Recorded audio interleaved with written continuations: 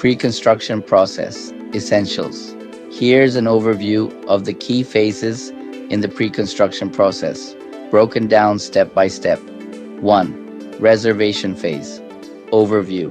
The client secures a unit at the best possible price before official contracts are signed. Key benefits. Freedom to cancel without penalties before moving into the contract phase. Payment.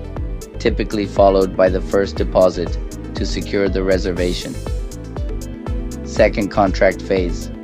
Overview. The buyer commits to the purchase by signing the official agreement. Important details includes a 15-day rescission period where the buyer can cancel the contract without penalty. Once the rescission period ends, the investment is locked in. Payment. Requires another deposit, making this the second payment. Third, groundbreaking phase. Overview. This phase marks the official start of construction. Key milestone. A construction loan is obtained, signaling strong project progress. Payment. A third deposit is required at this stage. Fourth, top-off phase. Overview.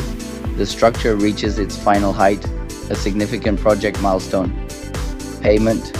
A fourth deposit is requested, continuing the payment schedule.